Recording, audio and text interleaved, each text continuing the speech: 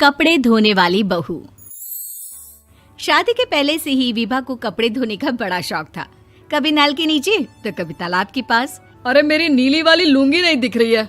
विभा की अम्मा, कहाँ रखी है लुंगी? अरे वो तो विभा ने परसों ही धोकर रखी थी आपकी अलमारी में, देखो वहीं होगी। वो ना मैंने आज धो दी, मुझे लगा कि गंदी हो गई होगी। अरे कैसे गंदी हो गई थी? उसे तो मैंने पहना भी नहीं। हे भगवान, इस लड़की के कपड़े धोने की आदत से परेशान हो गया हूँ मैं। जितना तो घर में राशन नहीं आता, उससे कहीं ज्यादा डिटर्जेंट पाउडर का खर्चा है। इसकी शादी करवा दो, शादी जाए अपने घर में ही करे काम, फिर चाहे घर के कपड़े धोने हो या पूरे गांव के। हाँ ठीक बोल रही हो, देखता हूँ मैं कोई लड़का। वो दिन भी आ जाता है जब विभा को देखने लड़के वाले आ जाते हैं। लड़की मुझे अच्छी लगी। होने वाली सास कहती है, बेटी अगर कुछ पूछना है तो पूछ लो। वैसे तो हमारी लड़की बहुत ही शर्मीली है, जो बोल दो वो मान लेती है, इसे क्या पूछना होगा। अरे कैसी बात कर रही हो माँ, मुझे इन लोगों के घर रहना है, सवाल तो कई है। हाँ हाँ बेटा, पूछ लो ना, क्या पूछना है। आप लोगों के घर कपड़े कौन धोता है? सास का मुंह बन जाता है। देखो, अगर तुम ये कहना चाहती हो कि तुम्हें कपड़े धोने नहीं आते तो सुन लो, कपड़े मैं ही धोती हूँ, लेकिन तुम्हारे आ जाने के बाद मैं रुमाल तक नहीं धोऊंगी। अरे चुप रहना भाग्यवान, बहू बेचारी घर आई नहीं, उसे डराना शुरू कर दिया। वो क्या है ना बिटिया, अभी तक तो ये कल्लू की माँ ही धोती थी, लेकिन अब तुम्हारे पापा तो दहेज में वॉशिंग मशीन देंगे ही। तभी विभा की माँ बोल पड़ती है, सवाल भी पूछा तो क्या। वैसे भाई साहब, मशीन की तो फिर भी कपड़े धोने की कैपेसिटी होती है। मतलब जो बिटिया दे रहे हैं ना विभा, इसे कपड़े धोने का बहुत शौक है। ये आप लोगों के क्या, आस पड़ोस गांव मोहल्ले सबके कपड़े धो दे और उफ तक ना करे। बाहर देखा नहीं आपने कितने कपड़े सूख रहे हैं? सब हमारी बिटिया ने ही तो धोए हैं। बस भी करो ना माँ, शर्म आ रही इतनी तारीफ सुनकर। और तो और एक दाग निकाल कर दिखाओ तो मान जाओ। हाँ अच्छा, माफ करना बेटा, मैंने गलत समझा। हमें तो रिश्ता बहुत पसंद है। और ऐसे जुड़ जाता है रिश्ता कपड़े धोने का शौक रखने वाली विभा का। उसकी शादी हो जाती है कोयला फैक्ट्री में काम करने वाले कल्लू के साथ। शादी के बाद अचानक विभा चिल्लाती हुई सास के पास आती है। सासू माँ, अरे सासू माँ कहाँ है आप? ये तो धोखा है, धोखा दिया आप लोगों ने मुझे। इसे ससुर के चक्कर के बारे में पता चल गया। अरे तो उसमें तुझे क्यों धोखा मिला है? अरे नल में पानी नहीं आता, कपड़े कैसे कब धुलेंगे? अच्छा, तू पानी नहीं आ रहा उसकी बात कर रही है। तो आपने क्या सोचा? कुछ नहीं। अच्छा, तेरी माँ ने कहा था कि कपड़े धोने का शौक है तुझे, याद आया मुझे। शौक बोलकर कपड़े धोने वाले मेरे जुनून को कम ना आके सासू माँ, कपड़ा धोना मेरा गुरूर है।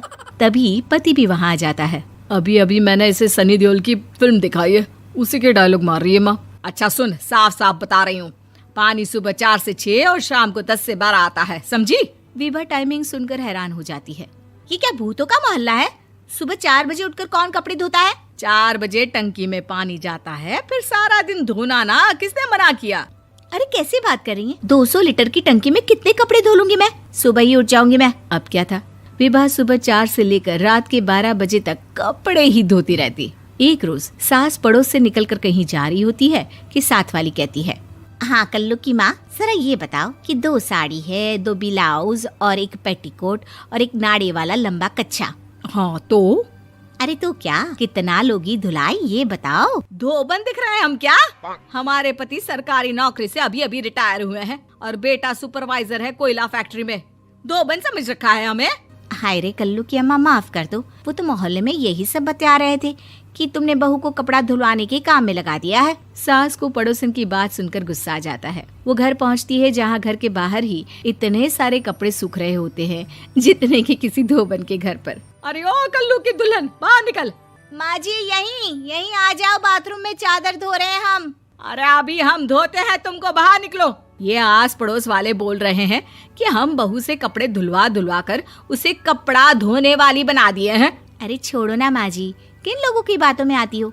आस पास के लोगों का तो काम ही होता है कि वो किसी तरह सास बहू को लड़ा दे।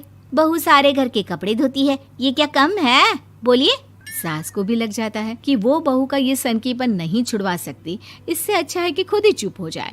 एक रोज सास और बहू मंदिर जाते हैं, जहाँ सास की साड़ी वहाँ खड़ी भीख मांगने वाली से मिलती है। माँ जी क्या बात है, आपकी साड़ी उस भिखारन से कितनी मिल रही है ना? हाँ हाँ देखो तो, दोनों की साड़ी मिल रही है। क्या बात है कल्लू की अम्मा, तुम खुद को तो अफसर की बीवी बताती हो और ऐसी सिंपल सी प्लेन साड़ी पहनकर घूमती हो।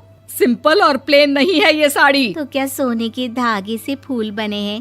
कुछ भी सासू माँ, कुछ भी। हाँ बने थे इस साड़ी में सोने के धागे से फूल। मेरे पति लेकर आए थे मद्रास से स्पेशली मेरे लिए 10,000 की। ताहे भाई साहब इस भिखारन के लिए भी सेम टू सेम साड़ी लेकर आए होंगे 10,000 की। सास उस वक्त तो कुछ नहीं कहती, लेकिन बहू के साथ घर आती है और अलमारी से एल्बम निकाल कर लाती है। ये साड़ी देख रही है, ये वही साड़ी है जिसे मैंने अभी पहना था। इस साड़ी में ये जो चमकदार फूल दिख रहे हैं ना, ये सोने के धागों से काढ़े गए हैं। लेकिन तू लोकल वॉशिंग मशीन ब्रश से घिस घिस कर सारे फूलों को निकाल कर साड़ी प्लेन कर दी। मुझे माफ कर दीजिए सासू माँ। और तो और, जब मैंने तुझे तेरी गलती के लिए कुछ नहीं कहा, लेकिन तूने तो सबके सामने मेरा मजाक ही बना दिया। क्यों? बहू को समझ में आ जाता है कि अब से उसका कपड़े धोना बंद।